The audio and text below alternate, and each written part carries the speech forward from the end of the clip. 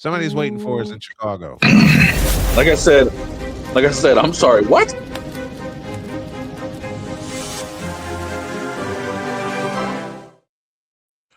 The magical, extremely cold winds of the windy city of Chicago. Yes.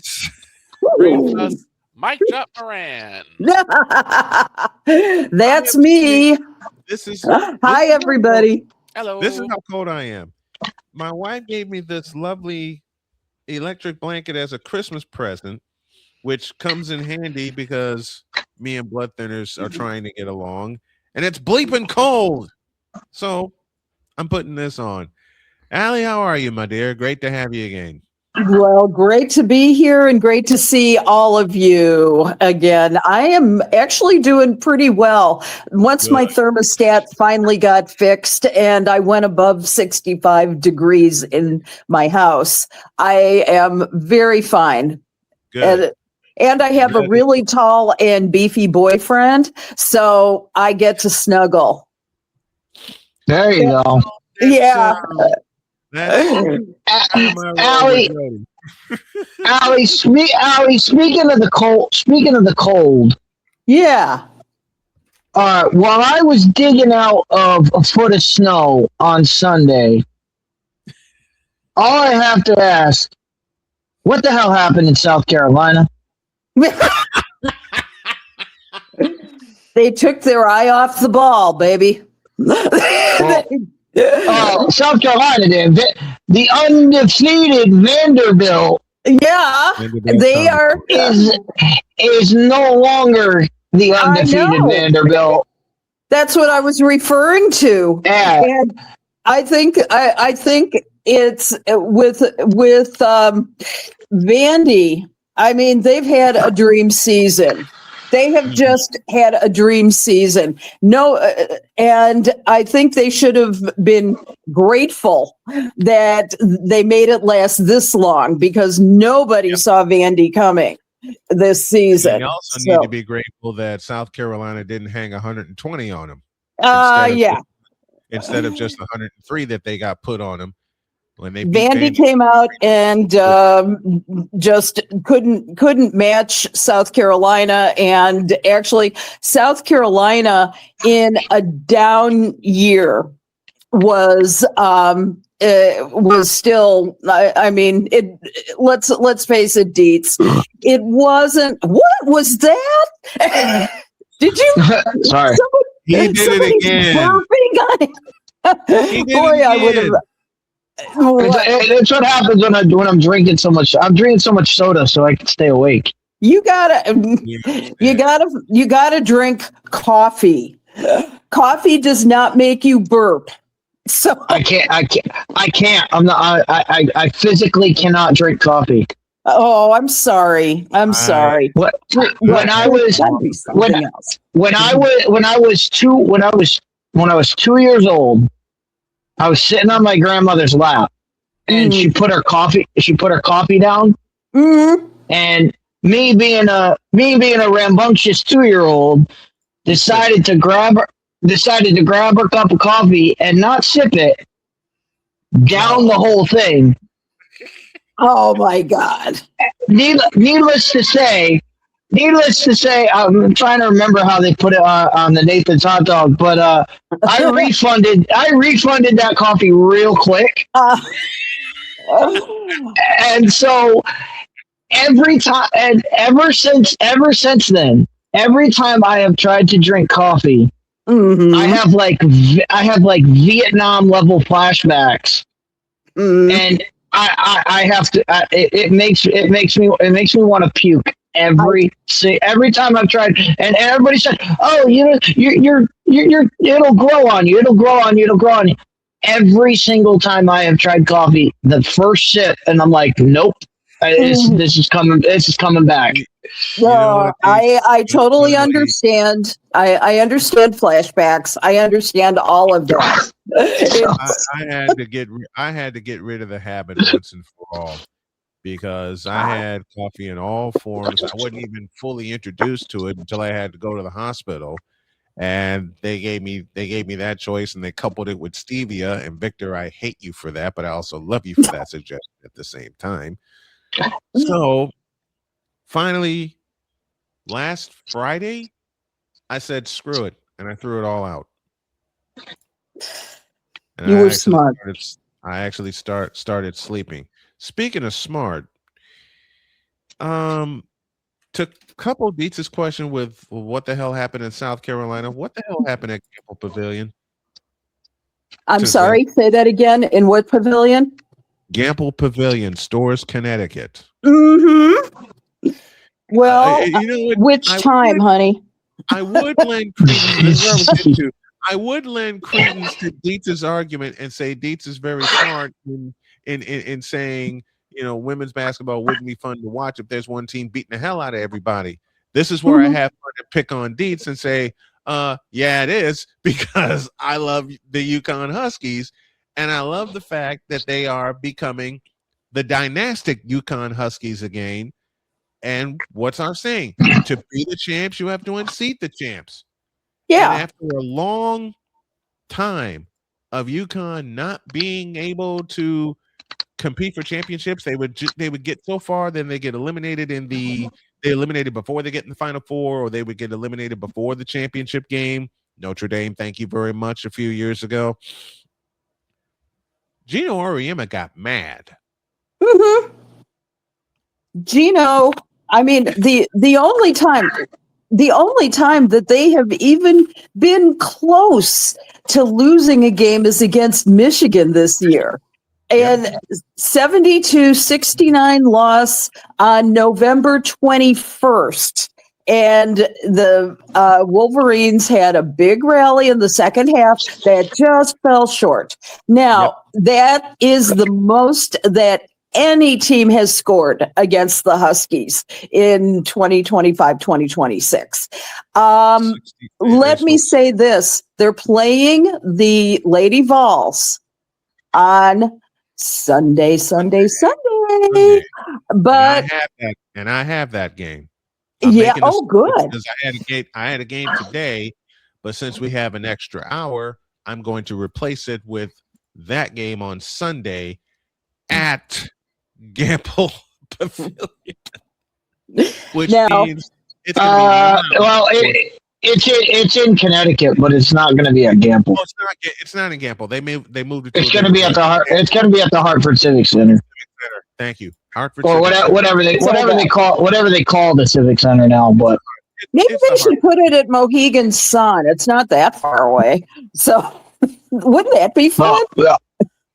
Yeah, but the Civic Center is actually bigger. Civic Center holds 16.5. Mohegan Sun 13.5. Oh, okay. So they were smart to put it at the Hartford Civic Center. Yes. As I said, Gino Auriemma got mad. He got even. Yep. He's got 2 consecutive championships that he's working on, steamrolling everybody in the Big East. No one in the Big East is going to challenge them. Nope. Mm-mm. Besides maybe Tennessee, is there someone that can challenge UConn? Well, I don't think so. I think that Tennessee is going to give it its best, but they are 14-3 in the SEC. So I just don't think that they have what they can do. I don't see that unless. And I'll tell you this about Gino Auriemma. Forever and ever, he is the last person to believe that his team can win every game. And the thing is, if you get complacent, that's when you start losing your games. And so he will whip them into a frenzy before game time. And I've seen him do that. God knows how many times in the days of his rivalry with DePaul. In the days, DePaul produced some great rivalries, especially when they played in Chicago. They were fabulous. And the thing is that this has ever been if anyone has ever experienced a game at McGrath Arena when UConn came to town, and I've experienced 3 of them. That joint will blow you. You would think, a 3,500 seat arena would sound like the United Center. That's just how loud McGrath Arena got. Yeah. Loud, anxious, nervous, excited. That's the kind of rivalry they had with DePaul, who was coached by Doug Bruno for the longest time. God bless you. Hey, and Allie, you mentioned earlier in the segment. You mentioned nobody saw this coming from Vanderbilt. Yeah. Whose head coach is Shea Ralph, Right. former UConn graduate Shea Ralph. Who? Where'd she get her coaching style from? Wait a minute. Oh, wait a minute. Have been, right? You're absolutely right. Who would have thunk it, right? Yeah, really. Well, there is absolutely nothing wrong with patterning your coaching style after the great Gino Auriemma, right? And so I think that's part of the reason why they have had such a wonderful season. They have simply never been in this position. They are number 7 this week at 20 and 21 and 1, I believe, something like that. And they're up against Florida on February 1st. Now, to get through the SEC, they were not going to come unscathed. Right. They're I mean, you got Tennessee in there, you've got you got a little competition, but I think this matchup, and I need to say this matchup on Sunday with UConn harkens back to the days of Gino Auriemma and the late great Pat Summitt, and the coaches. While they had a professional courtesy, they trash talked themselves throughout, and it was so delicious to watch that.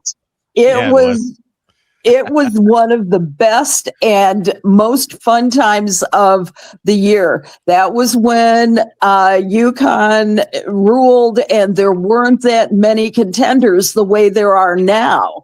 I still remember that from the early aughts and going onwards to Pat's very untimely death.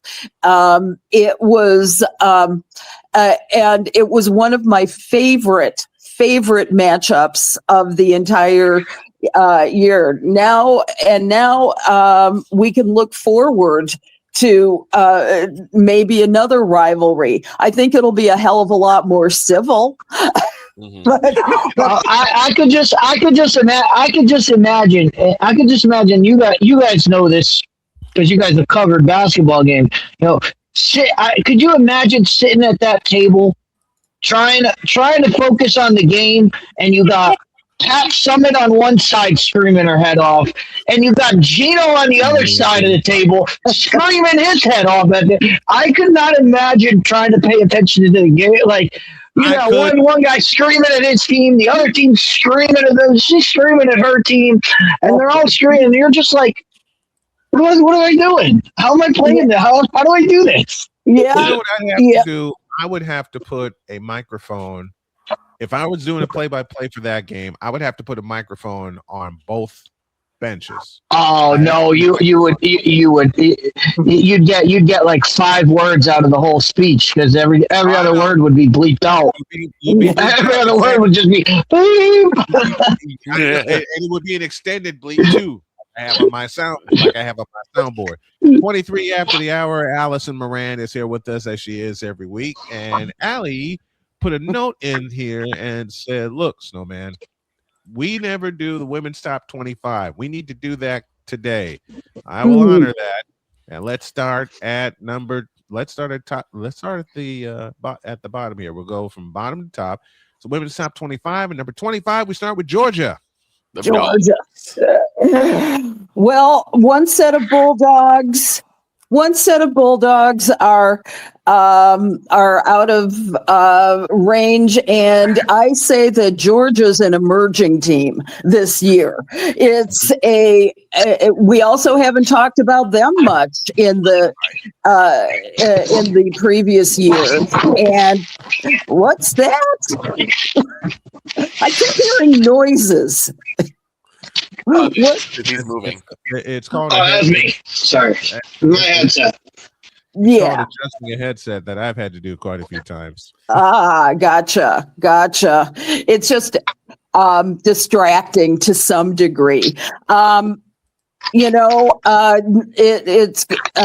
one thing I love about this season in the NCAA women's is that you see a lot of new contenders. You see much more drama, which is going to bode well for all professional teams in the future. I am excited, really excited to because now you're seeing teams like the Ole Miss Rebels at number 16. You know, I have never talked about Ole Miss in the entire 20-some years that I have been involved in college basketball. I've talked consistently about South Carolina, UConn, Tennessee. Let's see, who else? Consistent lately? Texas. Yeah, Texas, number 4 this week, and it's exciting. And the thing is that they did have back-to-back losses, though. Their first losses of the season to LSU and to South Carolina on January 11th and January 15th. However, they have emerged, and they haven't been that way since about the middle of the aughts. In 2000s when Gail Gerstenkers had the team. So this is great. I have concerns about the LSU Tigers at number 5. They are not as dominant as they were. They had an 0-2 SEC start, and in the middle of let's see. Then they won 5 in a row after starting this season. That included blowouts, though, last week, I should say, against Texas A&M and Florida. And Florida. What's that? They blew out Florida. 89-60. Yep. That wasn't the comparison of let's say 97-39 UConn Huskies over Xavier. God. But I will say that I think that the bark of Kim Mulkey's bite is no longer as sharp as it was. I'm just saying. Malaysia Fulwiley tied a season high against the Aggies. And I think, though, that this year there's been some pushback. And that's where I think there's been a problem with the way Kim Mulkey has done stuff. However, right now they look like they're back on track. Who is the surprise for you in the top 25 so far? Because I got a couple of them. And one of them is near the top, though they're led by one of the best players in the game. And that's UCLA at number 2, led by Lauren Betts. Goodness. Yeah, let's talk. It's UCLA. My God. I'll tell you, I don't know where their recruiting has been all these years, but over the last 2 or 3 seasons, I've seen such an amazing turnaround with them. The Bruins, like, for example, they steamrolled Purdue 96-48, and Northwestern. I hate to even say this because it's so humiliating for Northwestern. 80-46. It's. I mean, they just rolled through. They just rolled through Champaign and beat Illinois. Yeah, and part of the reason this year, Gabriela Jaquez or Jaquez, I'm not sure what, she's led the Bruins in scoring in the past 3 games, combined 44 points against the Boilermakers and the Wildcats, and they've dominated all Big Ten play. They're facing Iowa this week. And they are the undefeated Iowa Hawkeyes. and 9-0 at this point. This will be their big test to see if they can continue on their great streak, or are the Iowa Hawkeyes, who actually have been number 8. Anything is possible. And interestingly enough, today they're playing USC. Yeah. So we're going to see how that works. They're having right now. The big question is going to be, how are they going to do without Taylor McCabe? Because Taylor McCabe last Sunday got an ACL tear, and so she's out for the season. Yeah. We will see. And she was their best outside shooter at 3-pointers. She had, get this, 49. 49. Here's a UCLA player that's very, very underrated because of the stardom of Lauren Betts. That is Angela Duga-Leach. Yeah, you're right. You're right.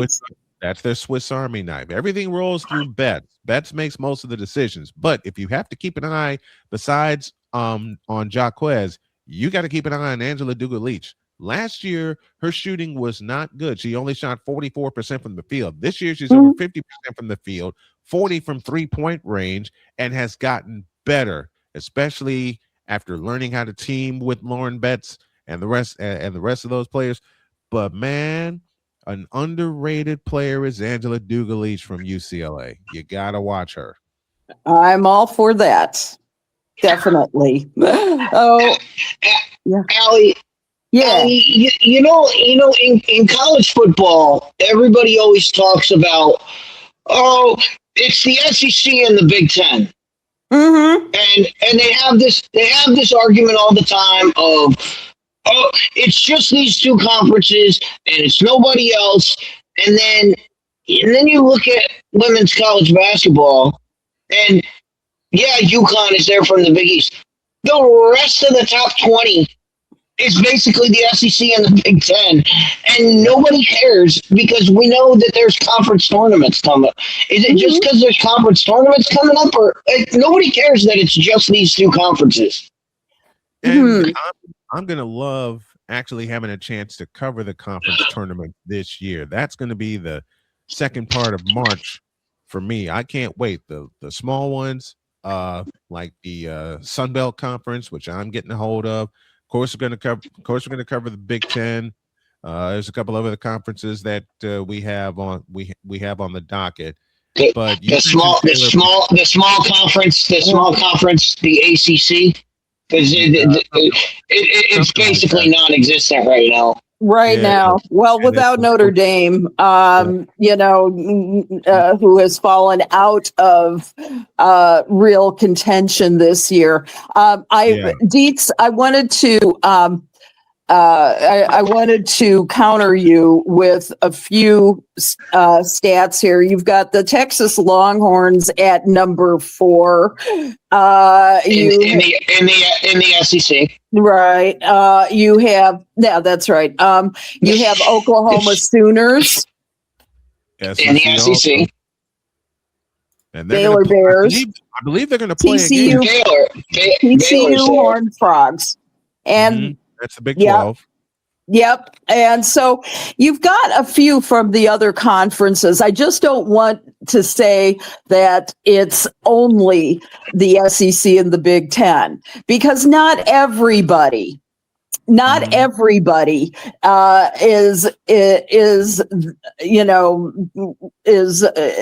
the at the top, but they're not at the bottom either. Right. And The biggest surprise for me that has dropped. The biggest surprise for me that has dropped out of the top 25 ever having such a sizzling start is Iowa State. Yeah. Well, Audie Crooks can't do it all.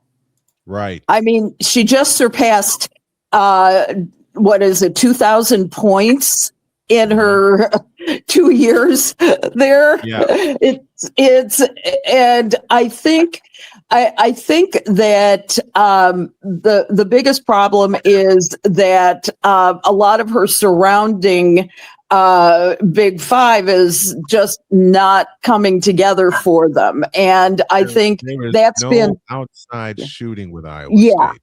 that's There's no outside There's no outside presence, and unlike last year, there's no outside fear for Iowa State. Everything's going through Crooks, and now they figured that out, and they essentially played themselves out of the top 25. Yeah, which is sad. Well,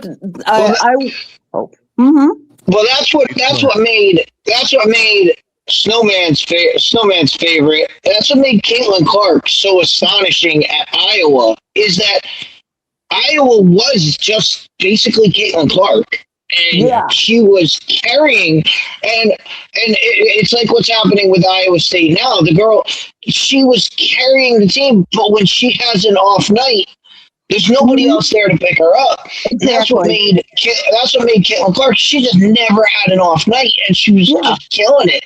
And then she ran into LSU, who had all these juggernauts, and had to take them on by herself.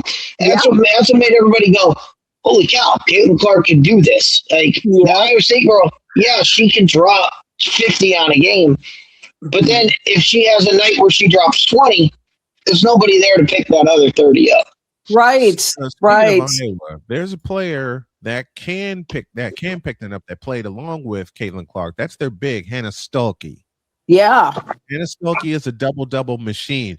Indeed, you bring up a great point with Caitlin Clark carrying the Iowa Hawkeyes for 2 years. You just saw the emergence of Hannah Stuelke. You just saw the emergence of Kate Martin. They just started to emerge when Caitlin Clark was already in the other stratosphere.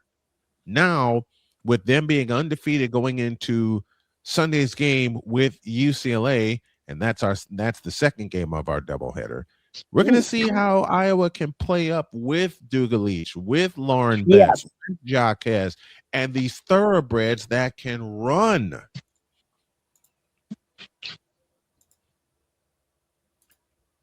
We're going to see how they match up.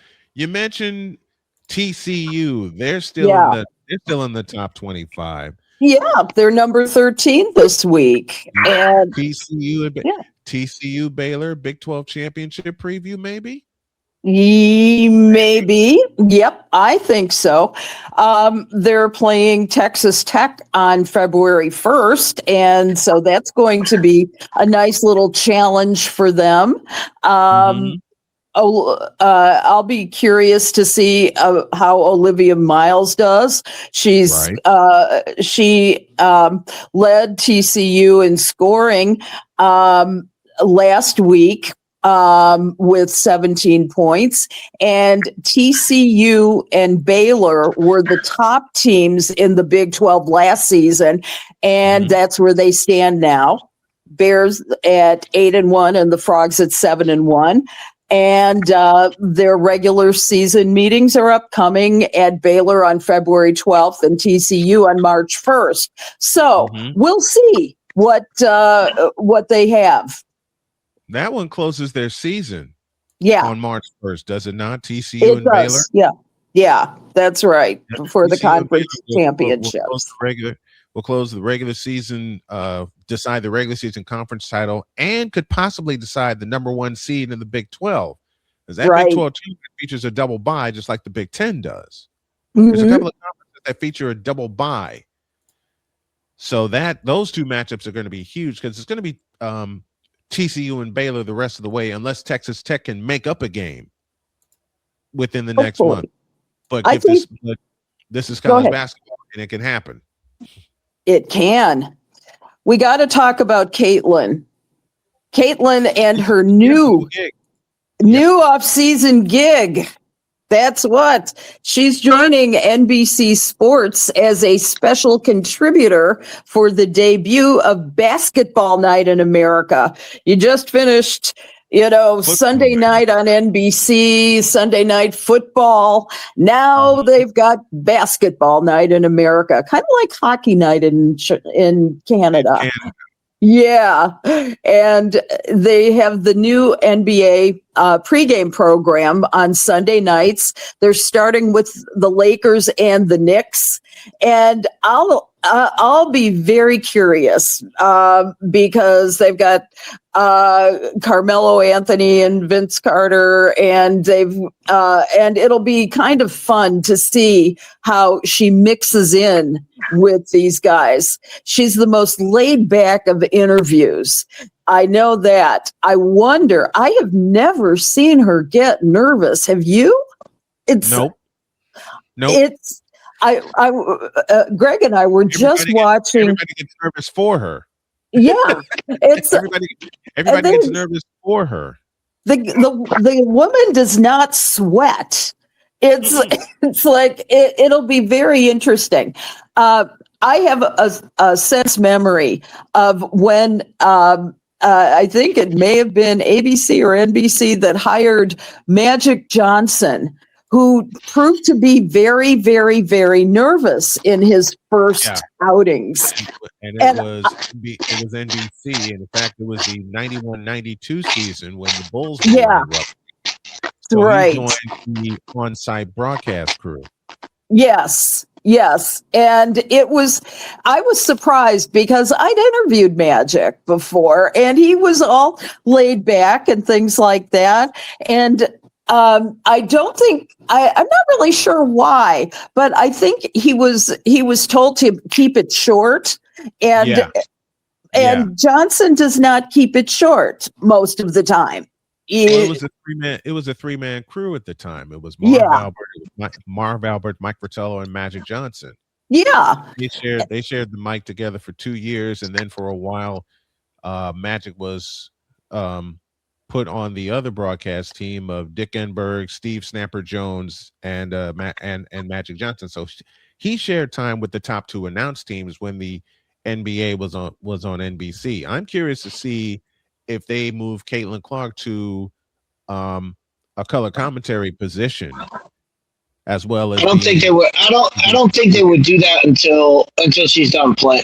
Until she's done playing, I think while she's still playing, I think she has to be in the studio, and that way once she's not playing, then she can kind of work her craft. But what'll be interesting about that whole crew will be watching Maria Taylor try to point guard with Carmelo, Vince, and trying to get Caitlin. She's going to have to, Maria Taylor's going to have to steer that ship to get Caitlin. And she's going to have to throw her the ball a couple times to get her going. And it's going to have to be a bullet. You're right. She ain't going to be able to get a word in on those guys. They just go. They just go. And they just don't stop. And that scares me, especially given her plethora of knowledge of basketball. They're going to try to freeze her out, and I don't want them to. I don't want them to freeze her out. But as you guys mentioned, Carmelo Anthony is there. Vince Carter is there. And then you got Caitlin Clark, who knows a lot about basketball right along with these guys. How are they going to treat her? That's what I'm going to be interested to see. I'm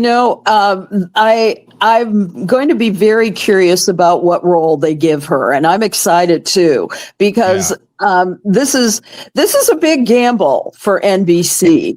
And I'm kind of surprised that they handed it to Caitlin of all people.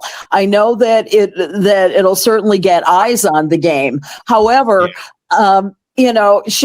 while she has been comfortable, I was saying before, Greg and I were just watching her interview with David Letterman, which was a couple seasons ago, and she was very laid back with him, and she's like, "Come on, give me the hard hitting questions," But It was with she kept saying, "Bring it on." yeah, exactly, and it was fun. So I think she'll be able to handle whatever role they give her. Ordinarily they do not set somebody like Caitlin up to fail. So Right. I think that she can rise and do everything that she wants to do. I think she's going to be very Midwestern in her approach. I think she's going to be very matter of fact. I think she's going to have been well studied on anything that the Lakers and Knicks are in, are in need of. She's pouring into that research. She's pouring into that research.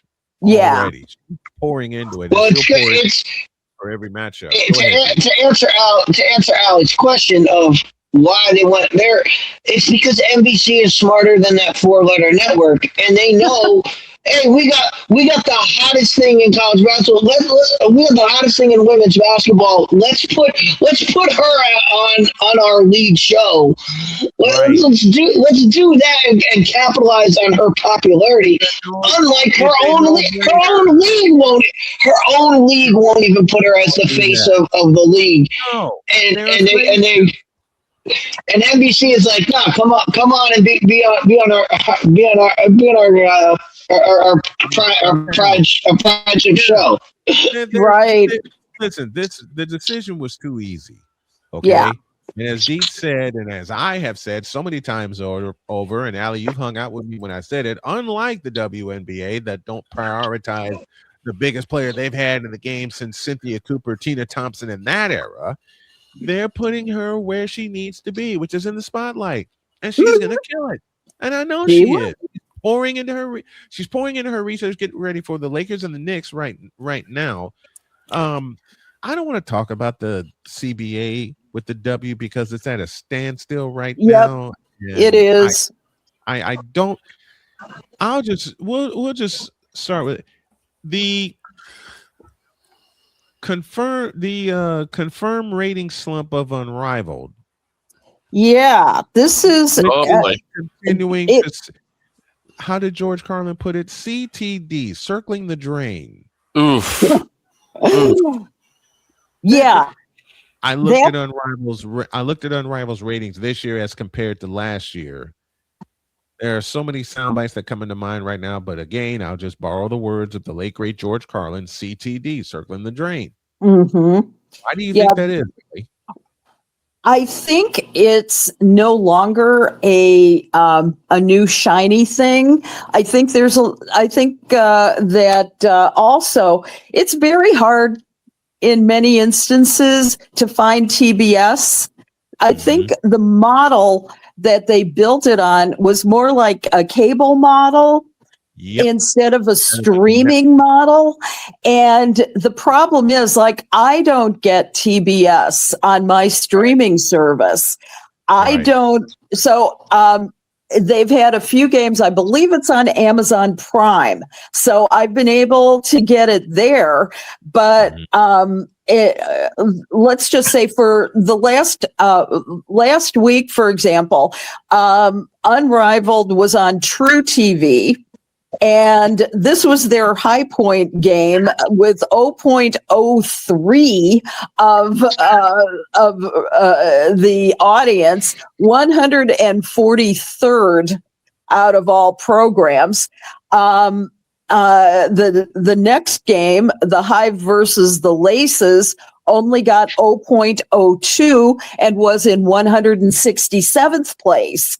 Now, you compare that with the WNBA, averaged nearly 1 million viewers per game this past season, even without Caitlin Clark. Yep. Now, they've got a big test coming up this weekend. There's a tour stop in Philadelphia, and it starts tomorrow night, 2-game slate, and it's going to be played at Xfinity Mobile Arena, and that has a capacity of roughly 17,000 to 19,000, and depending on the event. And the games, Unrivaled has said that the games are sold out, and resale prices were starting at $123 as of Wednesday afternoon.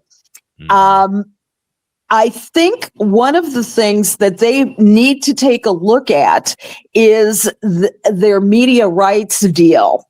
Yes. They have a 6-year media rights deal with TNT, reportedly worth 9 figures, but the parent company, Warner Brothers Discovery, can opt out after 3.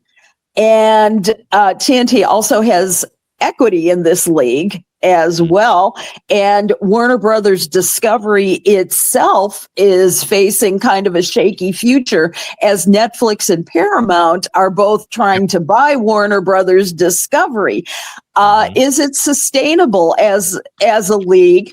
I'd say that it is sustainable if you change the media model for it. Thank you. Because what the 4-letter network does for the W, just to give them a little bit of an appease, 3 letters, ABC. Yes. If you want to see a big game, you can always catch it. You can always do it like the way they did in the past. You can catch it on a free network. Right. Everything. Well, so the games will be on HBO Max. Basically. If you're looking for the streaming element, because it's TBS, True TV, and TNT. Those are through HBO Max. Yes. And Allie said something just a moment ago that really should hit home and cause them to relook at their options. You make it a streaming option and make it available for everybody, they'll pick it up in a heartbeat, even if they only tune in for a couple of minutes. You got those eyes. But no, they want to put it on a traditionally structured cable model. And as Allie mentioned, she doesn't get TBS. What do you do with the fans that want to look at it and they can't get it? Mm-hmm. Right. And occasionally you can get it through HBO Max. Thank you for saying that, Dietz.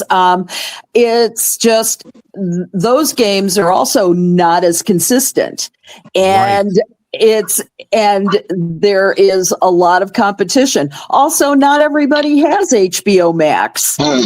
And not every number with HBO Max, as you mentioned last week, Allie, is counted toward the official viewership. Yeah, exactly. Which is contributing to this slump.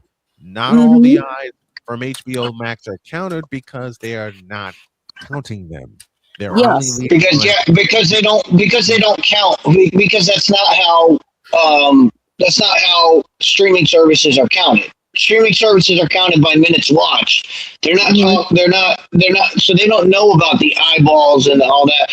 Everything in Nielsen ratings, when you look at a streaming show, is by minutes watched and not how many views it has or how many people click on it. So it's a very different metric.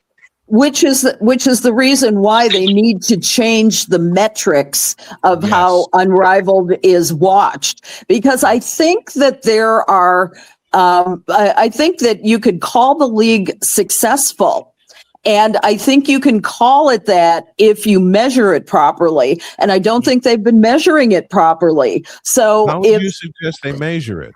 I would say that they would have to look at the structure of first of all the clicks that you get on. I think they need to pull in the HBO Max somehow. I don't know how you would do that, but I have a feeling that it's a much better watched game than that. I would say that if somehow this model doesn't work out, what would there be to say that NBC couldn't pick it up as part of the deal?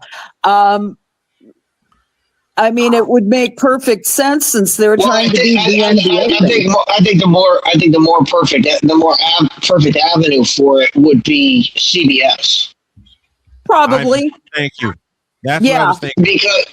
Because when they do March Madness. Oh, that's fair. That would, they get that. TNT has some of the games. TBS has some of the games. True TV has some of the games, and CBS. If they could weasel their way into CBS, and that may come when we get through the Super Bowl. When we get through the Super Bowl, CBS doesn't have much going on their weekend coverage. They might be able to squeeze in an unrivaled game and throw it on CBS, in between something, and that would make a huge difference. Absolutely. I think it will, because for the longest time, CBS basically ruled sports programming. They had the NFL, they had the NBA. For a while, they had Major League Baseball, and they had this little thing we like to call CBS Sports Saturday or Sports Sunday. If that model is still around, they can easily slip it in there, introduce it as a new thing, and then slowly make it work its way into the main programming. That's how they did it with the NBA in 1981. True. When the NBA first started going live, especially with something we like to recognize as Christmas Day games, they slid it under Sports Sunday, because the first one I watched was the Lakers and the Suns, Christmas Day, 1981.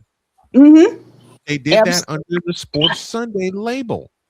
And slowly it started making its way to the main network. And once they made it to the main network, the rest of the story. Right. Love that axe, Dietz. That scares me every time. All right. It's not need to be scared. It's foam. Now I feel better. To be scared.